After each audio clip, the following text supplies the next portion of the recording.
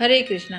आइए आज एक ऐसी कथा मैं आपके सामने प्रस्तुत करने वाली हूँ जो कि आप कई बार सुने होंगे, क्योंकि ये भागवत महापुराण में है। गोकर्ण तथा धुंधकारी दो भाई थे जिनकी कथा है। उनके माता तथा पिता आत्मदेव पिताजी का नाम था तथा माता का नाम धुंधली था। ये कहानी भागवतम से ली गई हुई है। तो आइए प्रभु को प्रणाम करके हम इस कथा को आगे बढ़ाते हैं। कृष्णाय वासुदेवाय हरहे परमात्मने प्रणताक्लेशनाशाय गोविंदाय नमो नमः। हे कृष्ण, हे माधव, मुझे शक्ति दीजिए इस कथा को आपके सामने मैं प्रस्तुत करूं और सारे भक्तजन इसका आनंद ले सकें। तुंगभद्रा नदी के किनारे एक गांव था। वहां आत्मदेव नामक एक ब्राह्मण अपने पत्नी के साथ रहते थे। आत्मदेव बहुत सज्जन व्यक्ति थे, परंतु धुंधली उनकी पत्नी बहुत स्वभाव से झगड़ा करने वाली तथा दूसरे से दोष ईर्ष्या रखने वाली स्त्री थी। आत्मदेव निसंतान थे, इसलिए बहुत दुखी रहते थे। संतान प्राप्ति के लिए आत्मदेव ने बहुत प्रयास किए, परंतु कोई सफलता नहीं मिली। अतः उन्होंने आत्महत्या करने के विचार से निश्चय किया। आत्मदेव वन की ओर निकल गए। रास्ते में उन्हें एक महात्मा मिले। आत्मदेव उन महात्मा के सामने रोने लगे। महात्मा ने उनका दुख का कारण पूछा। आत्मदेव ने कहा, मेरे पास खाने पीने के लिए बहुत कुछ है, परंतु मेरे पास कोई खाने वाला ही नहीं है। अतः मैं दुखी हूँ, इसलिए मरने की इच्छा से आत्महत्या करने के लिए यहाँ आया हूँ। संतान के लिए मैं इतना दुखी हूँ कि सब सूना सूना लगता है। जिस गाय को पालता हूँ वह भी बांझ हो जाती है। जो पेड़ लगाता हूँ वो बिना फल के बिना फूल के होता है। मैं बहुत अभागा हूँ। ऐसा बारंबार आत्मदेव फूट फूट कर रोने लग गए। तब महात्मा जी ने कहा, तुम्हारे कोई संतान नहीं है, यह तो ईश्वर की कृपा है। जिसके कोई संतान नहीं है वह तो सभी ऋणों से मुक्त है। अतः ब्राह्मण पुत्र लालसा का मोह त्याग दो, क्योंकि पुत्र की कामना से धन की संसार की इच्छाएं जागेंगी और तुम परमात्मा से दूर हो जाओगे। प्रतिकूलता में भी परमात्मा की कृपा का अनुभव करना चाहिए तथा वही सच्चा वैष्णव भक्त होता है। आत्मदेव ने कहा, आपके उपदेशों से मेरी मुक्ति नहीं होगी। मुक्ति के लिए तो पुत्र ही चाहिए। महात्मा जी मुस्कुराए और बोले, शास्त्रों में लिखा है कि पुत्र से मुक्ति नहीं होती है। जो मनुष्य परमात्मा के लिए जीता है और तन मन धन से परमात्मा को पूर्णतः समर्पण किए रहता है, उसकी मुक्ति निश्चित है। आत्मदेव ब्राह्मण दुखी होकर बोले, मेरे मरने के बाद मेरा श्राद्ध पिंडदान नहीं होगा तो मैं अनेक योनियों में भटकता रहूंगा। अतः कृपा करके आप मुझे संतान प्राप्ति का उपाय बतलाइए महात्मा। तब महात्मा जी बोले, यह शरीर ही पिंड है, इसे परमात्मा को अर्पण कर देना पिंडदान तथा श्राद्ध करने से पितृ प्रसन्न होते हैं, पर मुक्ति संभव नहीं है। मुक्ति के लिए तो एक ही सत्कर्म है, स्वयं अपने द्वारा अपनी आत्मा को संसार समुद्र से उद्धार करें। ईश्वर के लिए जो जीता है उसे अवश्य ही मुक्ति मिलती है। परंतु यह सब बात आत्मदेव को थोड़ा भी अच्छी नहीं लगी। उसने कहा, महात्मा जी, मुझे तो आप पुत्र दे दीजिए, नहीं तो मैं आपके सामने ही प्राण त्याग दूंगा, जिसका दोष आपको भी लगेगा। आत्मदेव के हठ एवं दुराग्रह को देखकर महात्मा जी ने उसे एक फल दिया और कहा, इसे तुम अपनी पत्नी को खिला देना, इससे उसके एक पुत्र होगा और तुम्हारी स्त्री को 1 साल तक सात्विक जीवन जीना होगा। यदि ऐसा करेगी तो बालक शुद्ध स्वभाव वाला होगा। आत्मदेव खुशी खुशी फल लेकर लौटे और अपनी पत्नी को फल दिया। धुंधली ने फल नहीं खाया। अनेक कुतर्क सोचने लगी, अरे इस गर्भावस्था में तो भारी कष्ट उठाना पड़ेगा, झंझट ही झंझट है और मैं बालक लालन पालन कैसे करूंगी? और इस फल के खाने से सुखदेव जी जैसे बालक आ गया और 12 वर्ष तक गर्भ में ही रहा तो मैं तो मर ही जाऊंगी। इस प्रकार धुंधली ने कई सोच विचार करने लगी और उसके बाद अपनी छोटी बहन से सारी बात कही। उसने युक्ति बनाई कि गर्भवती मैं हूँ, मुझे बालक होने वाला ही है। ऐसा करती हूँ कि मैं तुम्हें अपना बालक दे देती हूँ और तुम आज से ही गर्भवती होने का नाटक करना और ये फल गाय को खिला दो। महात्मा जी का पता चल जाएगा कि कितनी शक्ति है उनमें। समय बीतने पर धुंधली ने अपनी बहन से पुत्र ले आई और पति को बोला कि तुम्हें बेटा हुआ है। बड़ा भारी उत्सव मनाया, नामकरण संस्कार हुआ। स्वयं ब्राह्मण का नाम आत्मदेव था, तो उन्होंने अपने पुत्र का नाम ब्रह्मदेव रखने की इच्छा करी, परंतु धुंधली फिर झगड़ा करी और बेटे का मेरा ही नाम हो ऐसा कहकर उसका नामकरण किया, धुंधकारी नाम रखा। धुंधली ने गाय को जो फल खिलाया था उससे 2 महीने पश्चात गाय के गर्भ में मनुष्य का बालक पैदा हुआ, जिसके कान बड़े बड़े थे, इसलिए आत्मदेव ने उसका नाम गौकर्ण रखा था। अब दोनों ही पुत्र बड़े होने लगे। धुंधकारी दुष्ट प्रवृत्ति का था और गोकर्ण बड़ा ही सात्विक प्रवृत्ति का था।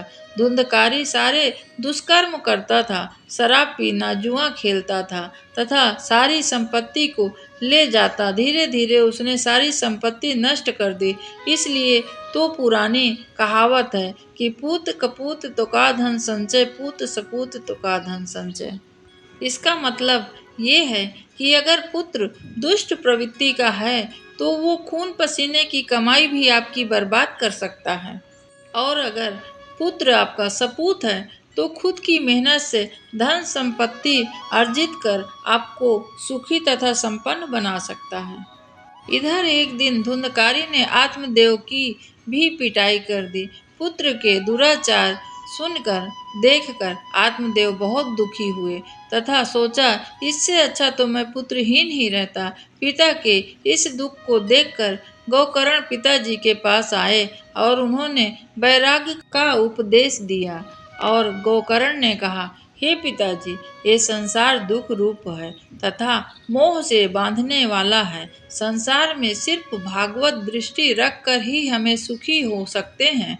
अतः पुत्र मोह त्याग कर भागवत शक्ति करिए, तभी मनुष्य सब जन्म सफल होगा। यदि मनुष्य सुख चाहता है तो वो सदा ही भगवान श्री राम के शरण ले। भक्ति में सदा पर दोष दर्शन नहीं देखना चाहिए। अतः हे पिताजी, अब धुंधकारी की गतिविधियों की तरफ ध्यान न देकर आप जाकर प्रभु की आराधना करें।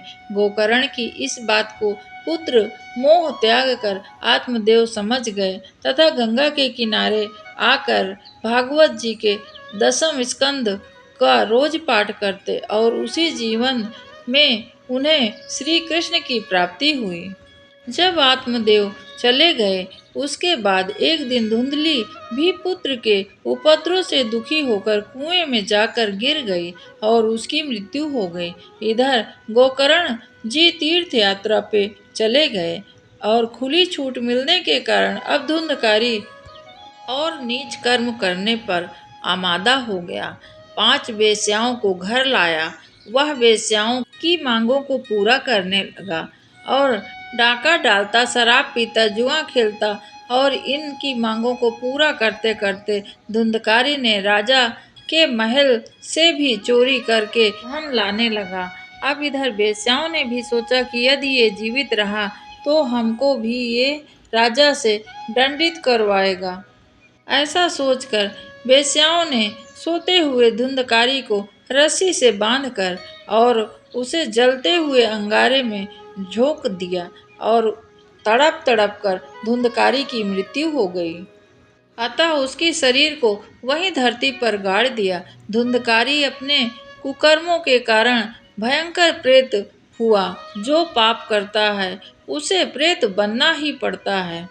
जब गोकर्ण को इस बात की पता चला तो उन्होंने अपने भाई का श्राद्ध जाकर गया में किया, उसका उद्धार नहीं हुआ। अब धुंधकारी अनेक रूप बनाकर गोकर्ण को डराने लगा। गोकर्ण इतनी गायत्री मंत्र करते थे, वो उनके पास नहीं आ सकता था। प्रेत योनि में तामस योनि है, जो सात्विक मंत्रों की जाप द्वारा कभी भूत प्रेत निकट नहीं आ सकते हैं।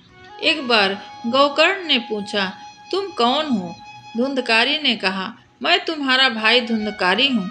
हे भाई, तुम दयालु हो, मुझ पर दया करो, प्रेत योनि से मुझे छुटकारा दिलाओ।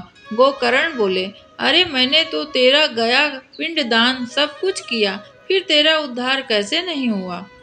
तब धुंधकारी ने बोला, मैंने जितने दुष्कर्म किए हैं, गया के पिंड से मेरा उद्धार होने वाला नहीं है, और कोई उपाय सोचो भाई। तब गोकर्ण ने सभी विद्वानों को बुलाकर पूछा, परंतु कोई उपाय न निकला।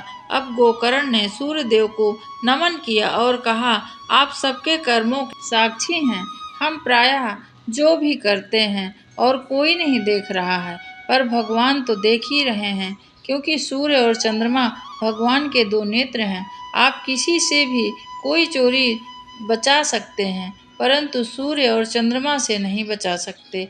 ये भगवान के यहाँ गवाही देते हैं आपके कर्मों की। तो सूर्य देव से गोकर्ण ने पूछा, आप इनके कर्मों के साक्षी हैं, आप ही बताइए इनका उद्धार कैसे होगा? तब सूर्यदेव ने कहा, इसको भागवत सप्ताह सुनाओ, तभी इसकी मुक्ति संभव है, और दूसरा कोई उपाय नहीं है। गोकर्ण ने भागवत सप्ताह का आयोजन किया। प्रेत तो हवा के रूप में होता है। धुंधकारी सोचने लगा, कहाँ बैठूं? तब वहां पर एक 7 गांठ का बांस रखा था, उसी में छिपकर वो बैठ गया। बहुत से लोग भागवत के 7 दिन 7 गांठ का बांस लगाते हैं। यदि परिवार में कोई व्यक्ति की अकस्मात मृत्यु हो गई है, तो यह अवश्य लगाना चाहिए। पहले दिन की कथा में पहली ग्रंथि का भेदन हो गया, दूसरे दिन की कथा में दूसरे ग्रंथि का भेदन, इस तरह 7 दिन 7 गांठ का भेदन करते हुए धुंधकारी दिव्य रूप धारण करके भगवान के पार्षद के रूप में प्रकट हो गया। धुंधकारी को ले जाने के लिए भगवान का विमान आया। इस बात की कथा का अंतिम चरण महत्वपूर्ण बात यह है कि भागवत कथा तो बहुत से लोग ने सुनी होगी, परंतु सिर्फ धुंधकारी को ही लेने भगवान का विमान क्यों आया?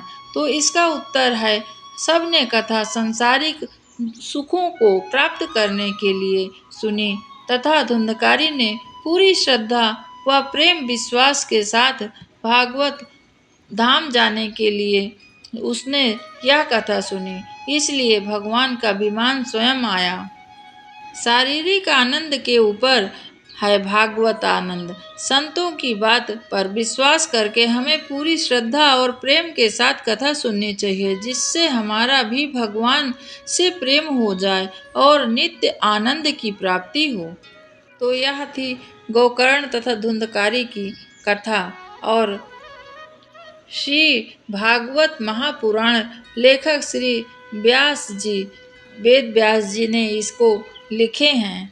बड़े ही श्रद्धा भाव से हमें सबको भागवत को सुनना चाहिए। जब भी आप कहीं भागवत के पंडाल में जाएं, तो इधर उधर की बातें ना करें, तथा भगवान में पूर्ण श्रद्धा विश्वास से आप जब तक पंडाल में बैठिए प्रभु के शरण में हैं, ऐसा मानकर बारंबार उनका नाम जप करिए। जिस प्रकार भागवत में सभी का उद्धार बताया गया है, प्रभु हमारा भी उद्धार जरूर करेंगे। हरे कृष्णा।